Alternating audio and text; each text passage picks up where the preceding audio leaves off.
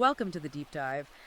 Before we even really get started today, do us a huge favor. Yeah, hit that like button. Exactly. Hit like, subscribe to support the show. It really helps us keep doing what we do, and it ensures you never miss out on these really extensive explorations. And you are definitely going to want to hear this one. Oh, absolutely. Today we have something incredibly extensive, incisive, and just fascinating lined up for you. We are reviewing a highly controversial new ebook, One that has been generating massive shockwaves online. like intense debate across multiple platforms. It's called Insidious Satanic Marxism, Catabolic Cultural Revolutions, Positional War, Purity Spirals, Purges, and the Woke Mind Virus. By Conrad Riker. Right, by Conrad Riker. I know that title is an absolute mouthful. It really sets the tone then. It sets the exact tone for what we're about to explore today. And if you are intrigued by what we unpack today, and believe me, you will be, and you want to read the source material for yourself, you absolutely must check Amazon Kindle and Google Play Books to buy the ebook. Yeah, and be sure to follow the author at Conrad Riker on Substack. So, the mission of this deep dive today is to really unpack the author's intense forensic analysis. He's looking at how Western institutions, and we mean everything, corporate HR, public schools, the military, how they've allegedly been captured by Marxist and feminist ideologies. Riker is essentially offering a comprehensive autopsy of modern society, Right. and it's specifically targeted at understanding how the foundational structures of the West have been, in his view, fundamentally altered. Okay, let's unpack this, but first we really need to offer a crucial disclaimer right off the top. The context here is vital. Very vital. The views presented in this book are highly politically charged, so we want to make it crystal clear to you, the listener, that we are not taking sides here. No, not at all. We are not endorsing the author's viewpoints, and we're not condemning them either. Our job, our sole mission today, is to impartially report on the content provided. We're here to understand the architecture of these arguments. Exactly. If you're a men's rights activist or part of the red-pilled manosphere demographic, this book is speaking directly to you. It's attempting to explain the history of our institutions before they were allegedly captured. And for everyone else listening, we are treating this as a fascinating sociological and rhetorical analysis of the author's worldview. We just want to understand how this argument is constructed. That is the perfect way to frame it. We're dissecting the anatomy of his argument. He claims he's mapping out an ideological infection. Now, let me quickly clarify a term in that very long title that might throw some people off. Yeah, the catabolic part. Right, catabolic cultural revolution. For those who might not remember their high school biology, catabolic refers to the metabolic process of breaking down complex molecules to release energy. Like digestion, basically. Exactly like that. In a sociological context, Riker uses this term to describe a movement that breaks down the existing cultural structures, literally devouring the energy and capital of the old system to fuel its own growth. So it's feeding on the host. Exactly. He argues that this takeover wasn't accomplished through military force or open warfare. It was through something far more subtle, pervasive, and catabolic. So it's an inside job, essentially, according to his framework. Which brings us to the first major mechanism Riker identifies. He introduces this concept he calls lexical subversion. This is a huge part of his thesis. It really is. He argues that the ideological takeover happened by weaponizing language itself. The core premise here is that if you can control the words people use, you can control the boundaries of their thoughts. What's fascinating here is how he tracks this. Yeah, I want to look at the first specific example he points to, which comes straight from the tech world. He brings up this 2017 internal memo from Google. Oh, right, the coding language shift. Yeah, it instructed engineers to stop using the terms blacklist and whitelist and replace them with blocklist and allow list. Now, let me play devil's advocate for a second. On the surface, a lot of people might look at that and say, sure, that's just a mild sensitivity update. Right, just removing racially loaded terms from code. Exactly. What's the big deal? Why does Riker view this as a massive red flag? Because Riker interprets this not as a genuine effort at racial sensitivity, but as a mechanism of psychological conditioning. Conditioning. Yes, he asserts that by reframing a completely neutral, binary technical term into a moral litmus test, the company was essentially training its developers to think in approved ideological categories. So the language stops being about the code. Language, in this instance, stops functioning as a tool for precise clarity in coding and becomes a mechanism for compliance. Riker draws a direct line here to Orwellian doublethink. Wow. His argument is that when an institution commands you to alter your vocabulary for reasons that defy objective technical utility, they aren't protecting marginalized groups. They are testing your obedience to the ideology. They're seeing if you'll bend the knee. Right. They are seeing if you will subordinate objective reality to subjective morality. That is a staggering way to view a simple corporate memo. And he argues this phenomenon doesn't stop in Silicon Valley boardrooms, right? He takes us down to the level of early childhood education. Which is where it gets really insidious, according to his model. He points to a Canadian preschool where teachers literally banned the terms king and queen from the chessboard. From a chessboard. Yes. They claimed the words were hierarchical and gendered. So they renamed the pieces top hat and crown. He points out the sheer absurdity of taking a centuries-old game of strategy and policing its terminology so toddlers don't experience hypothetical gender trauma. He explicitly calls this a linguistic lobotomy in the text. A linguistic lobotomy, yeah. And then he pairs that with an example of a summer camp in Texas that banned counselors from addressing children as boys and girls. They were mandated to use the term campers instead. Walk me through what Riker thinks the long-term goal of this linguistic policing actually is. From the author's perspective, this erosion of natural communication is deeply deliberate. Riker argues that the moment you replace natural, biologically descriptive language like boys and girls, or king and queen with vague, bureaucratic euphemisms, you create ambiguity. And ambiguity is useful to them. Ambiguity is the oxygen of ideological control, in his view. By referring to children as campers instead of boys and girls, he suggests society is engaging in a forced infantilization wrapped in the guise of inclusion. So you're blurring reality. You are blurring biological reality to make room for a specific ideological narrative, one that claims gender is merely a social construct. Riker views this as a way to disorient children from a very young age, making them more malleable. Okay, so we see how this language policing works with toddlers and campers. But Riker argues this ideological framing follows these kids all the way into higher education. He points to UC Berkeley, where a biology syllabus literally listed equity as a learning objective right alongside cellular respiration and DNA replication. Equity in a hard science class. This is what blew my mind. We are talking about a hard science course prioritizing a sociological concept over, or at least alongside, scientific literacy. How does Riker back up the claim that this is a systemic issue rather than just one rogue professor? He backs it up with some really compelling linguistic data. He cites Google Enneagram data, which tracks the frequency of words published in books over time. The data shows that the phrase lived experience has seen a 700% increase in published literature in recent years. 700%, that's massive. Conversely, the phrase objective evidence has declined by 41%. Let's pause right there. For listeners who might not be deep into sociological theory, what exactly does Riker mean when he calls this an epistemic shift? Can you give us an ELI 5 explain, like I'm 5 on that concept? Absolutely. Epistemology is simply the study of how we know, what constitutes truth. Right. An epistemic shift means that the fundamental way society decides what is true is changing. For hundreds of years, the West relied on the scientific method, logic, and objective evidence to determine truth. The Enlightenment model. Exactly. Riker's arguing that this Google Enneagram data proves we are shifting away from that. We are moving to a system where personal, subjective feelings, your lived experience, are considered more valid than hard, verifiable facts. And that bleeds into everything. He warns that this subjectivity is being intentionally smuggled into objective fields like medicine, law, and engineering, which inherently destabilizes them. So if subjective feeling replaces objective truth, what does this all mean for our everyday vocabulary? How does it affect the words you and I use on a daily basis? He quotes psychologist Nick Haslam on the concept of concept creep. Can you explain how Riker applies Haslam's theory to modern political discourse? Concept creep refers to the way concepts surrounding harm or abuse expand over time to include relatively minor or completely different phenomena. Riker argues that under this new ideological regime, words like racist, violence, abuse, and safety have been systematically inflated. They don't mean what they used to mean. Right. Violence used to mean physical harm. Now, in many academic circles, it means hearing an opposing viewpoint that causes emotional discomfort. Words as weapons.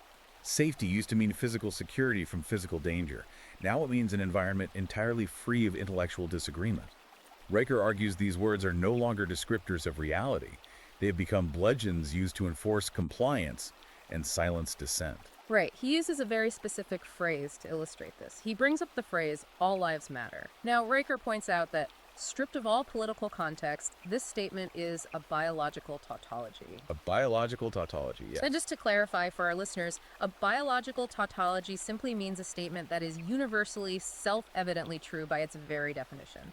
Of course, biologically speaking, every living organism's life has a factual existence, but Riker notes that saying this phrase can now be treated as a fireable offense or even a hate crime. Yes, and Riker uses that example to illustrate what he calls linguistic possession. When a biological tautology is classified as an act of violence, you are no longer operating in a realm of rational debate. You're in a completely different paradigm. Riker's argument is that the overarching goal of this lexical subversion is to make resistance feel immoral by hijacking the very words we use to navigate morality. If the ideology defines disagreement as violence, then by simply debating them, you become a violent person in the eyes of the institution. The psychological framing perfectly bridges us into the author's next major argument. If we look at how this language policing starts in preschools and infects universities, what is happening in the middle? The primary education system. Exactly. This brings us to section 2 of his book, The Cult of Care and the Ideological Virus in Schools. Riker argues that this linguistic subversion has completely hijacked the education system, transforming public schools into what he frankly calls indoctrination camps. That is exactly right. The author paints a bleak picture of a system that, in his view, has entirely abandoned its historical mandate to educate children in foundational skills like reading, writing, and arithmetic. They're not learning the basics. Instead, he sees schools as institutions designed for reprogramming children. He views this as that catabolic cultural revolution happening directly inside the classroom, breaking down the traditional family structure to feed the state. I want to walk through the specific examples he gives because they really anchor his argument. He talks about a teacher in Manchester, UK, who presented a PowerPoint slide to students listing 102 genders, explicitly teaching that biological sex is a social construct. 102. Yeah. Then he mentions a London biology teacher who was actually suspended, and this was a man who taught actual hard science like mitosis in the Krebs cycle. He was suspended for refusing to use preferred pronouns for a student. A science teacher penalized for stating biology. Right. And perhaps most jarringly, in Leeds, schools replaced the word mother with gestational parent on Mother's Day cards. Kids were instructed to celebrate Gestational Parent Appreciation Day. Which is just a stunning shift in language. Now, let me push back here again. A critic of Riker's book might say, look, families look different today. Using gestational parent is just a clunky, bureaucratic way of trying to make sure kids with two dads or kids in foster care don't feel left out on Mother's Day.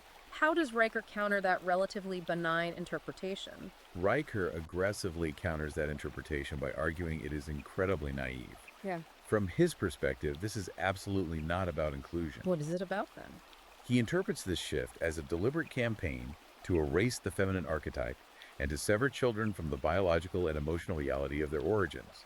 His argument is that the concept of mother carries thousands of years of profound emotional, cultural, and psychological weight. It's a foundational human concept. By reducing that sacred bond to a clinical, sterile, almost dystopian term like gestational parent, he believes the state is attempting to demystify and degrade the family unit. So the state steps in. The ultimate goal, according to Riker, is for the state to assert itself as the primary moral and protective authority in a child's life, superseding the parents entirely.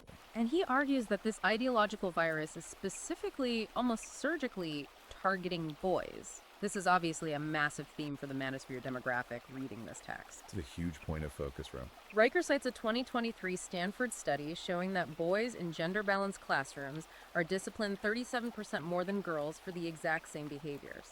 And his takeaway isn't that boys are inherently more badly behaved. His takeaway is that boyhood itself is being pathologized. Exactly. He gives this heartbreaking example of a 6-year-old boy who came home crying because he claimed to be the fastest runner in his class.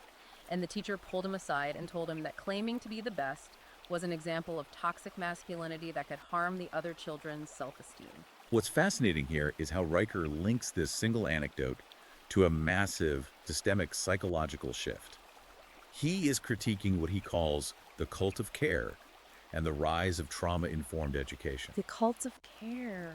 Now, to support his claim that this is systemic, he cites a leaked internal memo from the American Counseling Association, which quietly admitted that trauma frameworks are often exploited by students and administrators alike to avoid accountability and lower academic standards. Wow, even the ACA admitted it. Riker's core thesis here is that empathy has been weaponized. Weaponized empathy. Explain what he means by that. He means that the education system has replaced traditional virtues like discipline, resilience, and facing natural consequences with emotional hostage-taking. If a child feels unsafe because they lost a race, the system punishes the winner rather than teaching the loser resilience. So everyone gets dragged down to the lowest common denominator. By pathologizing competition, physical energy, and the drive for competence traits that Riker points out are biologically and historically prominent in boys, the system is deliberately trying to neuter masculinity. The ideology views male ambition not as a resource to be cultivated, but as a hazard to be managed and suppressed. He takes this idea of suppressing natural ambition even further with another anecdote. He mentions a 5-year-old who was subjected to a critical consciousness exercise in class. Oh, the ice cream cone drawing. Yes. The teacher asked the 5-year-old to draw how capitalism made him feel. And the kid, obviously confused and likely guided by the teacher's framing, drew a frowning ice cream cone. Riker's commentary on this is scathing. He says they don't want children to learn how to read, they want them to learn how to revolt. This raises a profound philosophical question that Riker is posing to his readers about the role of the state versus the individual. Riker argues that this cult of care is explicitly designed to infantilize society from the ground up. To make everyone dependent. Let's think about the logical conclusion of his argument. If you raise an entire generation of children to believe that their subjective feelings trump objective facts, that their intersectional identity trumps their personal duty, and that their emotional distress excuses their lack of academic or professional performance, what kind of adult do you produce? Not a highly functional one. Riker answers that you create a populace that is entirely dependent on the state.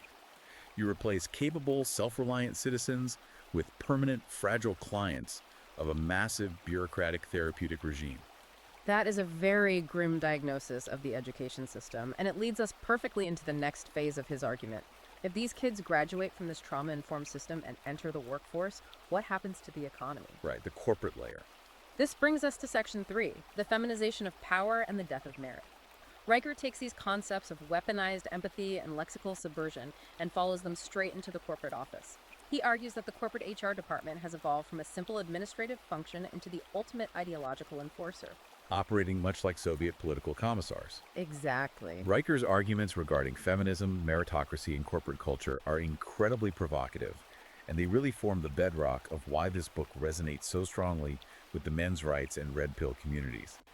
He posits a theory that female social dynamics have essentially colonized Western institutions, fundamentally and irreversibly altering how power is wielded, how conflicts are resolved, and how success is ultimately measured. Okay, let's unpack this concept he calls the death of merit. He points out some real-world examples that are really hard to ignore. For instance, he highlights that the Federal Aviation Administration, the FAA, actually swapped cognitive testing for biographical questionnaires for air traffic controllers. We're talking about the people managing the skies and preventing mid-air collisions. It's literally life or death. And then he points to Los Angeles, where the fire department deliberately lowered grip strength requirements so that a higher percentage of female applicants could pass the physical exams. Now let me play the skeptic again. Go. A proponent of DEI initiatives might argue that lowering grip strength for firefighters isn't about sacrificing competence, but rather about diversifying a team to handle different types of rescue scenarios where brute strength isn't the only factor. How does Riker dismantle that counter-argument in the text? Riker dismantles it by introducing his concept of the inversion engine. The inversion engine. He claims that modern leftist ideology operates by systematically flipping traditional virtues like stoicism, competitiveness, cold logic, and extreme physical self-reliance into toxic sins. So they flip the script entirely. Regarding the firefighter example, Riker argues that if a system requires high grip strength to drag a 200-pound unconscious victim out of a burning building, and that biological requirement naturally favors men due to testosterone and muscle density, the progressive ideology views the requirement itself as oppressive and discriminatory. So the test itself is viewed as biased, rather than the candidates just having different physical capabilities. Exactly. Riker argues that true equity, in the ideological sense, doesn't lift the weak up to the standard. It kneecaps the strong to equalize the outcome. That is a brutal metaphor. He views this as an outcome engineering process that redistributes success and positions of authority like a Marxist ration card. He fiercely argues that you cannot diversify a burning building or a complex airspace, and that the ideology is literally sacrificing life-saving competence on the altar of political optics. And he claims that this sacrifice of competence is enforced by what he calls female social dynamics. He defines these dynamics specifically as gossip, shaming, social ostracization, and indirect aggression. Which he argues HR departments have formalized. He argues these have become the governing operating system of the corporate world, entirely facilitated by HR departments. To back this up, he points to a 2022 internal survey at Microsoft. According to this survey, 78% of male employees reported that they actively feared speaking up at work. 78%. They were terrified of HR retaliation or being labeled problematic for simply offering a dissenting opinion on a project. If we connect this to the bigger picture, Riker is describing a workplace environment where straightforward logic and direct debate are viewed as aggressive, hostile acts. He cites an incredible example from Deloitte, the massive accounting firm. What happened there? Deloitte banned the word chairman to be more inclusive, but officially allowed invented, ideologically driven spellings like Womex with an X. That goes right back to lexical subversion. He also mentions Google's infamous bias bounty program, where employees were financially incentivized, literally paid to report colleagues who questioned diversity policies or made minor linguistic slip-ups. Getting paid to inform on your coworkers. Riker likens this corporate atmosphere to East Germany under the Stasi. He argues that modern HR doesn't exist to protect employees or facilitate business. It exists to protect the ideological dogma, utilizing a corporate whisper network to enact bureaucratic purges without any semblance of due process. Here's where it gets really interesting, because that lack of due process brings us to his heavily emphasized critique of the Me Too movement. Now, it's important to note that Riker does acknowledge that the movement started with valid targets, specifically citing real predators like Harvey Weinstein. He concedes that the initial impulse was jest. However, he argues that the movement rapidly mutated. He claims it turned into a gossip superhighway completely lacking in legal or professional due process. An environment where men could have their careers permanently destroyed based on anonymous hearsay or misinterpreted interactions. And this perceived lack of fairness leads to what Riker diagnoses as the Great Male Surrender. This is a cornerstone of his appeal to the manosphere. He doesn't just rely on anecdotes here. He cites macroeconomic labor statistics showing that prime-age men opting out of the workforce entirely has grown at a massive scale. It's a huge demographic shift. He points out that workforce participation for prime-age men has dropped from roughly 87% in 1950 down to about 68% in 2024. And he connects this macro data to micro everyday frustrations. He brings up a viral Reddit thread that perfectly encapsulates his point. The thread was titled, "I got fired for being good at my job." Oh, the coder. Yeah, it was written by a guy who used his coding skills to automate a tedious reporting process, essentially saving his entire team 15 hours of manual labor a week. In a rational system, that's a massive win. In a traditional meritocracy, that gets you a promotion or a massive bonus. Instead, HR called him in, accused him of creating dependency, undermining team collaboration, and making his coworkers feel insecure. And he was fired. Which perfectly proves Riker's point about the inversion engine. Riker uses this to say that men are looking at this corporate system, seeing that striving gets you labeled toxic, that excellence is actually a fireable offense if you're a man who makes others look bad, and they are simply walking away. They're refusing to participate in an economic game they view as fundamentally rigged against them. This raises an incredibly important sociological question for you, the listener, to ponder. What happens to the infrastructure of a civilization that systematically demoralizes its primary producers and pathologizes the very traits of ambition and competitiveness that built it? Things stop working. Riker's argument is that these men dropping out of the workforce aren't lazy and they aren't losers. From his perspective, they are making a highly rational psychological retreat from institutions that actively view their biological and psychological existence as a problem to be managed and suppressed. So, if the competent people are leaving and merit is dead, what does this all mean for the corporations themselves? How do they survive? This brings us to a fascinating pivot in the book. Section 4, The Woke Church and Stakeholder Capitalism. Riker claims that major global corporations are no longer just businesses selling widgets, they now function as the secular religion of the left. This is a vital, structurally complex part of his thesis. He is analyzing how traditional free market forces have been subverted by top-down moral posturing, turning the multinational corporation into an entity that sells ideological absolution rather than just consumer products. I want you to walk me through the Nike example he uses because it really highlights the financial paradox of this behavior.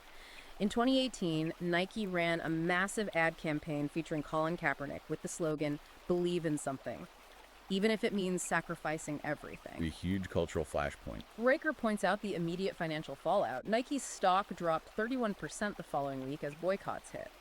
Now, logic dictates that a corporation's primary goal is to make money. Why would a massive company intentionally run a campaign they knew would alienate half their customer base and take a massive financial hit? Riker argues it was a calculated high-stakes branding ritual. Yeah. They willingly sacrificed short-term profits and shareholder value to gain entry into an elite, virtuous ideological club. So it's about signaling. Purely. Riker posits that in this new corporate landscape, the customer is no longer viewed as a consumer to be satisfied. They are viewed as a congregant who is expected to kneel at the altar of performative wokeness. Buying the shoe isn't about athletic performance anymore. It's a tithe to the secular church to prove you are on the right side of history. But how is this enforced at a systemic level? Nike might choose to do it voluntarily, but how are other companies forced into it?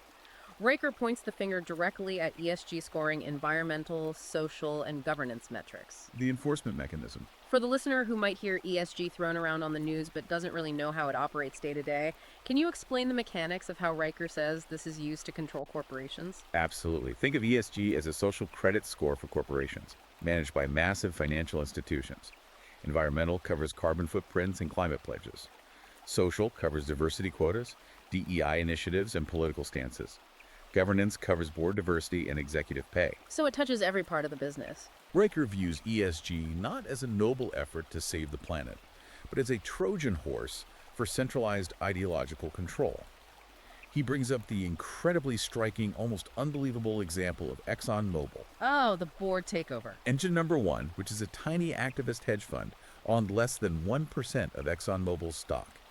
Yet they managed to orchestrate a massive board takeover, forcing 3 radical climate activists onto the board of directors of the largest oil and gas company in America. Wait, less than 1%? How does a group with less than 1% ownership dictate the board of a multi-billion-dollar oil giant? According to Riker's analysis, it happens because of the immense concentrated power of unelected asset managers at mega firms like BlackRock, Vanguard, and State Street. He specifically calls out BlackRock's CEO, Larry Fink, for pushing what they call stakeholder capitalism. Doesn't it sound on paper? Riker argues this phrase sounds noble and community-focused, but it effectively abolishes traditional fiduciary duty. It replaces shareholder primacy, the legal obligation to make money for the people who invested, with political propaganda. Because they hold the purse strings.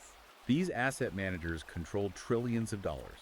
They score companies not on their return on equity or operational efficiency, but on their adherence to the progressive ESG checklist. If a company doesn't comply with the ideology, these massive firms will withhold capital, vote against the board, and essentially starve the company out of the market. That completely explains why so many corporations suddenly seem to speak with the exact same political voice. And he points out the sheer absurdity of some of the internal corporate rituals resulting from this pressure. The confessionals. He mentions Airbnb forcing its employees into allyship workshops where they literally had to stand up and confess to benefiting from white supremacy, regardless of their actual personal backgrounds.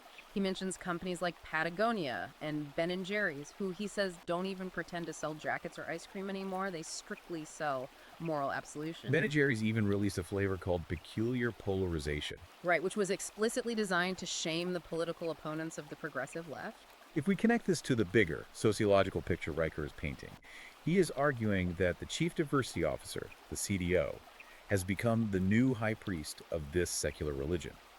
Their job isn't human resources or talent acquisition. It's an inquisition. Their job is enforcing strict orthodoxy, rooting out ideological heresy among the staff, and administering the modern sacraments of forced apology and public humiliation. Riker sees this as a mass conversion ritual taking place in the boardroom, where generating profit is entirely secondary to maintaining ideological purity. Which perfectly transitions us into the next major escalation in the book, Section 5, the biological blind spot, and the purge protocol. Because if you are enforcing a strict, unquestionable religion, Objective facts and empirical science become your biggest, most dangerous enemies. Riker claims that modern leftism is actively ignoring, erasing, and punishing science. The author provides a deeply forensic, highly detailed look at how objective empirical reality is being systematically subordinated to subjective identity narratives, particularly within the hallowed halls of academia and modern medicine. Let's walk through the example he gives of the Columbia University professor, because this really highlights the clash between biology and ideology. The gamete example. Yes, this professor was officially reprimanded by the university administration for stating in a biology class that biological sex is defined by gamete size, meaning males produce small, mobile gametes called sperm, and females produce large, stationary gametes called eggs. This is day one, foundational biology. It doesn't get more basic than that. But students complained that hearing this fact caused them emotional distress. Riker points out that teaching a fundamental, observable, indisputable fact of reproductive biology is now actively punished as a harmful act. What Riker finds most fascinating and terrifying here is the institutional capitulation. The universities are surrendering to the students, and it extends to the highest levels of medicine. Yeah, the WPATH example. He points to the World Professional Association for Transgender Health, or WPATH. They recently released their 8th Standards of Care, and in it, they completely removed the previous requirement for comprehensive psychological evaluations prior to a patient receiving cross-sex hormone therapy. Removing the guardrails. Riker argues this is no longer medical care guided by caution and the Hippocratic Oath. He calls it ideological acceleration. Furthermore, he notes that the CDC, the Centers for Disease Control and Prevention, began tracking cervical cancer rates in a demographic they labeled people with cervixes. Effectively erasing the biological category of female from vital public health data. Riker's argument is that you cannot properly track, research, or treat a sex-specific disease if you deliberately obfuscate the biological reality of the patients out of a misguided desire to be linguistically inclusive. It's the ultimate triumph of the lexical subversion he talked about in Chapter 1. But here is where it gets really intense. He talks about the deliberate institutional purge of evolutionary psychology. Well, this is a major battleground for him. He gives the example of a Yale graduate student who applied for grant funding to study the evolutionary sex differences in human jealousy. The review panel outright denied the funding, explicitly claiming the topic was inherently biased and harmful. Before the research even began. And then there's the case of David Buss, who is arguably one of the most cited, highly respected evolutionary psychologists alive today. Buss was canceled, deplatformed, and accused by student groups of promoting rape culture simply for discussing the biological realities of human mate selection strategies. Let me ask you, based on Riker's text, why is evolutionary psychology specifically targeted so heavily by this ideology? Riker posits that evolutionary psychology is uniquely dangerous to the woke ideology because it provides empirical, biological explanations for human behavior. It provides an alternative explanation. It explains why men naturally compete for status, why women are historically more selective in choosing mates, and how human aggression is biologically linked to testosterone. The reigning progressive ideology demands that all disparities in outcome, whether in the corporate boardroom or the criminal justice system, be viewed solely as a result of systemic oppression and sociological conditioning. So they can't allow biological explanations to exist. Therefore, any hard science that points to innate biological differences must be framed as blasphemy and purged from the academy, because it threatens the foundational premise of their worldview. And how do they enforce this purge? How do they keep thousands of academics and corporate employees in line? Through anonymous reporting systems that create a culture of absolute terror. He mentions the University of California's Dignity Action app. Snitch app. This is an application that allows students and faculty to file anonymous complaints about perceived microaggressions, requiring no hard evidence and offering no standard of proof. He shares a surreal, almost comical story about a Pfizer employee who was placed on administrative leave and formally investigated by HR because an anonymous tip via one of these portals said he looked cisgender in a team photo. That is just wild to think about. I mean, how do you even defend yourself against an accusation of looking a certain way? You can't, and that's exactly the point Riker is making. He uses these examples to illustrate the sociological concept of the purity spiral. The purity spiral. The purity spiral is a dynamic where a political or religious movement begins eating its own members by constantly demanding more and more extreme displays of ideological purity. Nuance becomes heresy, silence becomes violence. You can never be pure enough. By utilizing these anonymous reporting apps, Riker argues that institutions have successfully created a Stasi-like environment of paranoia and self-censorship. It's an environment where your professional survival and loyalty are measured entirely by your willingness to denounce your peers over imagined slights. That sense of paranoia brings us to what are arguably the darkest, most intense chapters of the book. Section 6, The Satanic Inversion and the Family Collapse. This is where Riker claims we are witnessing the ultimate subversion of morality. A space where good becomes defined as evil and evil becomes defined as good. Yes, this section represents the author's most severe, unapologetic critique. He shifts his focus entirely to the state's relationship with the family unit and religious institutions. Going right after the foundations. He argues that the ideology is not just altering institutions, but actively working to dismantle the fundamental, historical building blocks of human civilization. I want to unpack this linguistic normalization he exposes regarding predatory behavior. He points to recent academic and sociological literature where the term pedophile is being systematically replaced by the new term minor attracted person, or MAP. This is a deeply disturbing linguistic shift. He notes a staggering 700% spike in the use of this new term across academic journals. Riker argues this is not a clinical update. It is a deliberate linguistic invasion designed to sanitize and destigmatize a predatory, destructive pathology. From Riker's point of view, the juxtaposition of public health priorities here is what truly defines the satanic inversion. He highlights a deeply disturbing policy reality regarding the UK's National Health Service, the NHS. What were they doing? They were discovered to be giving taxpayer-funded therapy vouchers to these minor attracted persons to help them live fulfilling lives and manage their urges. Yet, simultaneously, the very same NHS was actively cutting funding for men's suicide prevention programs. That is just an unbelievable contrast. Riker uses this stark contrast to illustrate his concept of the satanic inversion. The bureaucratic state prioritizing the emotional accommodation and destigmatization of sexual predators over the survival and mental health of desperate, everyday men. And he argues the state is directly, aggressively targeting the nuclear family, and specifically the role of the biological father. He cites Swedish public policies that were explicitly designed in writing to minimize paternal attachment in early childhood. Minimizing the father's role by law. The stated goal of these policies was to guide children toward more balanced caregiver dependence, which Riker translates directly as meaning dependency on the state apparatus rather than the father. He tells this infuriating story of a Swedish father who was literally fined by the government. Fined for changing a diaper. Yes, forced into mandatory psychological therapy because he refused to let a state social services worker observe him changing his own child's diaper. The state claimed his refusal proved he lacked emotional availability. This specific anecdote raises a massive question regarding state overreach and parental rights. Riker compounds this by giving examples from the US and UK of public schools implementing policies to actively hide a child's social gender transition from their own parents. So the state is keeping secrets from the parents. His overarching thesis here is that the bureaucratic nanny state wants to completely replace the family. According to Riker, the state views the nuclear family and the biological father's protective authority in particular as a competing moral authority. They want a monopoly on authority.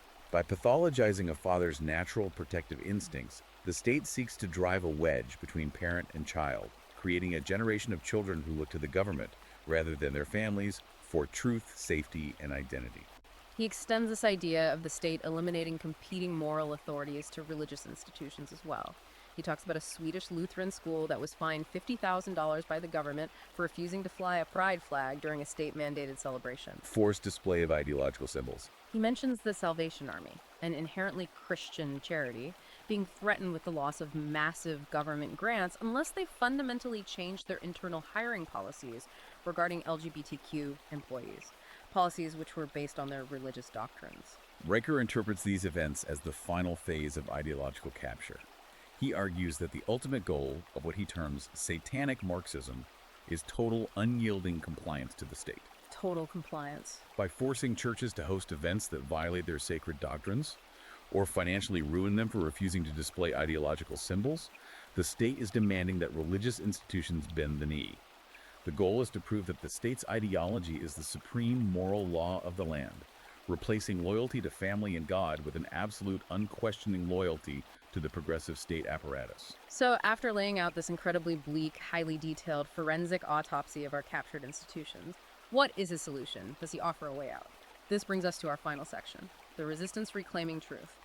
Riker explicitly states in the text, the revolution won't be televised, it will be read. He doesn't just leave his readers in despair. He offers a very specific, actionable battle plan for his audience. Yes, the author pivots sharply from sociological diagnosis to practical prescription. He offers a framework for how individuals, particularly the men reading this book, can build psychological and practical immunity to this ideological virus. It's a very grounded approach. I want to unpack his concept of physical mastery because it's a fascinating counter approach to an ideological problem. He tells this great anecdote about a 10-year-old boy spending an afternoon in a hot garage, fixing a bent lawnmower blade, getting his hands dirty, and figuring out the literal mechanics of a small engine. A very tactile example. And then he talks about a man in Ohio who spent 11 grueling months rebuilding a 1972 Ford Bronco from scrap metal and rusted bolts. Now, why does Riker dedicate so much space to these mechanical stories? He views this physical competence as actual, literal immunity to the ideology. How does that work? The psychological grounding of this advice is really quite brilliant within the context of his broader argument. Riker contrasts the fragility and subjectivity of the woke mind virus, which relies entirely on policing words, shifting definitions, and emotional manipulation, with the cold, undeniable reality of physical mechanics. The physical world doesn't care about your feelings. As he points out, you cannot gaslight an engine into working. You cannot debate a torque wrench. Your lived experience does not matter to a rusted bolt. I love that line. By engaging in physical mastery, men root themselves firmly in objective, biological reality. Riker argues that a man who knows how to build, repair, and maintain the physical world around him is inherently resistant to an ideology that is built entirely on semantic games and subjective feelings. That makes total sense. He's saying ground yourself in the real world, and the digital ideological world loses its grip on you. And this leads to his next point, the absolute necessity of refusing to kneel. He urges his readers not to participate in the shame spiral. Refusing to play their game. He brings up Jordan Peterson's famous initial rise to prominence, which centered on his refusal to use state-mandated preferred pronouns in Canada. Riker frames Peterson's refusal not as an act of prejudice or hatred, but as a principled, necessary defense of objective biological reality and free speech against state coercion. And he points out that this resistance isn't just coming from the manosphere. He points to grassroots resistance across different demographics. Like the mothers in the UK. Exactly. He highlights a group of mothers in the UK known as Get the L Out, who literally stormed local school board meetings to aggressively demand the removal of critical race theory and extreme gender ideology from their children's curriculum. They pushed back hard. They didn't ask nicely, they didn't negotiate, they demanded accountability. Riker champions this refusal to be polite in the face of what he views as ideological capture. He argues that politeness is often the leash the ideology uses to control dissenters. He also provides a deeply unflattering psychological profile of the modern leftist enforcer, the people running the HR departments and university tribunals. He cites psychological data suggesting these individuals generally exhibit high levels of neuroticism. And he argues they use the progressive ideology as a coping mechanism for their own personal failures and lack of tangible achievement. So it's a power trip for the powerless. He claims it's essentially a narcissistic endeavor to gain moral status and wield power through the currency of victimhood rather than through actual competence. Which logically leads to his ultimate, final call to action for the reader, building alternatives. Riker argues that men must completely stop trying to reform existing institutions that have already been thoroughly captured by HR and DEI bureaucracies. It's a waste of energy. He says the old system is dead. Instead, he fiercely advocates for a parallel economy and culture. He calls on men to create new fraternities, new trade schools that focus on hard skills, new independent businesses, and strong, resilient, traditional families that operate entirely outside the reach of this ideological framework. His final vision for men is clear. Strive, endure, overcome the physical world, and completely ignore the accusations of toxicity from a system that is inherently sick. It is a sweeping, unapologetic manifesto. So what does this all mean for you, the listener? We have covered an immense amount of ground today, unpacking Riker's highly controversial, intensely forensic view of how society operates today. To wrap things up, we want to leave you with a final provocative thought inspired by the text, something to chew on that we haven't explicitly spelled out yet. Consider this, based on Riker's initial arguments regarding lexical subversion. If language truly dictates the boundaries of our thoughts, what everyday words are you using right now that have been subtly redefined for you without your conscious permission? That's a great question. When you use words like harm, safety, or justice in your daily life, are your thoughts truly your own?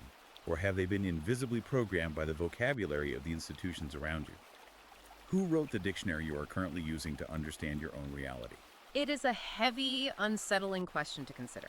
If you are fascinated by these arguments, if you want to explore the dense history of our institutions before they were captured, and if you want a true deep dive into the red-pilled manosphere's perspective on modern culture, you absolutely need to check Amazon Kindle and Google Playbooks to buy the ebook. It's called Insidious Satanic Marxism, Catabolic Cultural Revolutions, Positional War, Purity Spirals, Purges, and the Woke Mind Virus. And remember to follow the author Conrad Schraker at Substack to keep up with his writing. Finally, if you enjoyed this exhaustive deep dive today, please hit that like button and subscribe to the show. It means the world to us and helps us keep bringing you these deep explorations. Until next time, keep questioning the world around you and keep learning.